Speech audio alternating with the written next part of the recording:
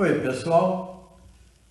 Quando se fala de países americanos, os povos originários e os afrodescendentes são sempre temas recorrentes nas áreas da história, da antropologia, da sociologia e da política. E é sobre isso que falaremos hoje. Vamos iniciar nossa abordagem com uma indagação. Qual é a origem dos povos pré-colombianos? Algumas hipóteses procuram explicar isso. Dentre elas, destaca-se a teoria oceânica defendida pelo antropólogo francês Paul Rivet. Segundo o autor, a Ásia teria sido o ponto de partida para migrações sucessivas cruzando a Sibéria, a Austrália, a Polinésia, a Melanésia, até atingir os diversos locais das Américas. Recentemente, a revista científica Biologia Atual publicou um trabalho mapeando o povoamento primitivo das Américas através de uma coisa nova, o uso de informações genéticas. Esta pesquisa da Universidade Federal de Minas reuniu estudiosos do Brasil, do Reino Unido, da Alemanha, do Peru, do Equador e também da Bolívia. A constatação do trabalho é de que tivemos duas entradas em momentos diferentes por parte dos ancestrais dos índios atuais nas Américas. A primeira entrada, a primeira delas, ocorre há pelo menos 15 ou 16 mil anos, e a segunda por volta de 14 a 12 mil anos atrás. Visto isso, passemos agora a um segundo movimento histórico, que será o expansionismo ibérico, iniciado no século XV, e que cria uma nova onda de migrações em direção ao chamado Novo Mundo. Isso implicou num choque de culturas dos descobridores e dos povos autóctones, e posteriormente também dos africanos na condição de migrantes forçados. A superioridade tecnológica europeia resultou na subjugação dos indígenas americanos, bem como dos africanos trazidos à força, permitindo, portanto, a implantação de imensa área colonial de exploração econômica. O resultado disso, o resultado atual disto, encontra-se na realidade das Américas. Uma população esbranquiçada e exercendo domínio militar, político, social, econômico e a total submissão de negros e indígenas. E, por fim, também, uma explosiva desigualdade social. Nesse contexto, ressaltamos a situação dos povos indígenas. O problema é preocupante e não é privilégio brasileiro. O Canadá, por exemplo, lá no extremo norte, vive com uma situação desconfortável em relação aos povos indígenas, envolvendo componentes de racismo, identidade e gênero. Os grupos autóctones canadenses hoje são apenas 4,5% aproximadamente da população. Eles foram vítimas de genocídio planejado que se estendeu desde 1883 até 1998. Já nos Estados Unidos, o genocídio indígena se torna evidente através do cinema. glorificando os heróicos brancos desbravadores. No mundo real, um exemplo concreto, dentre muitos outros, é a história dos índios Osage, que foram varridos para Oklahoma. Aqui no Brasil, a primeira Constituição Federal a se preocupar com os povos nativos e os quilombolas foi a de 1988. Esta carta política estabelece fundamentos para as relações entre os povos primitivos e os demais cidadãos brasileiros. O texto estabelece coisas básicas, dentre as quais se encontram as competências e as atribuições para legislar sobre populações indígenas. O texto também firma a garantia de utilização das línguas maternas e os seus processos de aprendizagem. Também o texto cria proteção para as manifestações culturais indígenas e também estabelece a Justiça Federal para processar e julgar disputas sobre direitos indígenas.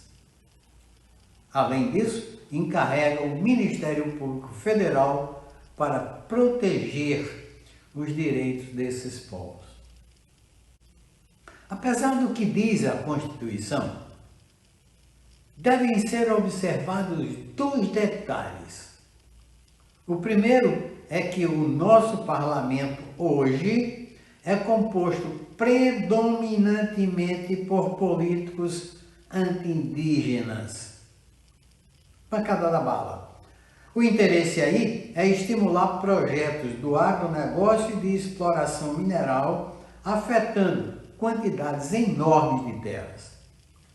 O segundo ponto, e é importante, é o movimento do atual governo para reduzir as áreas de preservação ambiental, pretendendo a extinção dos chamados povos das florestas. Não tenham dúvida.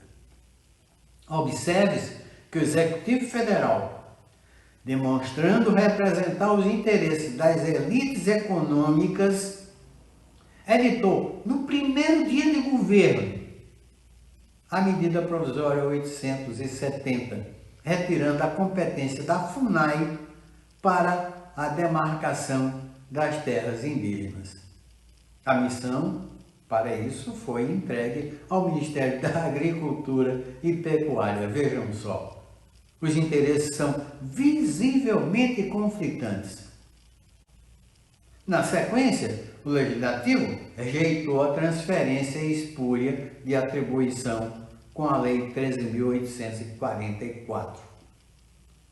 Porém, atropelando o Congresso, a Presidência da República editou novamente a medida provisória igual, que é a medida 886, insistindo na transferência de competência para o Ministério da Agricultura e da Pecuária. Contra isso, foram intentadas ações no Supremo Tribunal Federal. O pedido cautelar nessas ações foi para manter a vinculação da FUNAI com o Ministério da Justiça. Deixo claro aqui que a ganância insaciável do capital tem implicado em constante violência legal e física contra povos tradicionais. Isso foi reconhecido, inclusive, já pela ONU, quando diz que o Brasil é, de longe, o país mais perigoso para os defensores dos direitos indígenas. Vejam-se os atentados, os assassinatos cometidos à luz do dia e que ficam impunes nas regiões nordeste, aqui no Pará, aqui no Maranhão. Por outro lado, a brutalidade contra os povos tradicionais nem sempre é exercida com o uso de armas de fogo. realiza-se também através do contato indiscriminado. Isso apesar do isolamento ser um direito desses povos. É bom lembrar que doenças como uma simples gripe, o sarampo, Covid-19, podem levar tribos inteiras à morte. Até 1987, a política brasileira era de contactar as tribos para pacificá-las. E aí é onde entra a atuação de órgãos religiosos desde 1955, com ramificações internacionais que impedem a manutenção das culturas indígenas. É o caso, por exemplo, da tal da Associação Batista para Evangelismo Global, Associação Norte-Americana. No atual governo, ocorre uma articulação com missionários protestantes em estratégia declarada de integrar o indígena. A mesma estratégia da ditadura militar de 64. De acordo com o portal Transparência, a missão evangélica Kaiowá, que trabalha a serviço do índio para a glória de Deus, recebeu recentemente cerca de 2 bilhões em verbas públicas. Imagine. Diante dos ataques cerrados, a reação indígena tem sido mínima e não produz eficácia. Essas reações são casos raros, inclusive. A exemplo das mulheres do Parque Xingu, em Mato Grosso, visando defender a sua floresta. O desmatamento, inclusive, nessa área do Xingu e naquela região é intensa. Só nos 4 primeiros meses de 2019, mais de 36 milhões de árvores foram derrubadas naquela região, com o avanço da agropecuária e da grilagem. Outro caso isolado, e fora do Brasil, foi a criação de um governo autônomo na Amazônia peruana. Ali nasceu o governo indígena autônomo da nação Wanques, em 2015, formada por mais de 200 comunidades indígenas.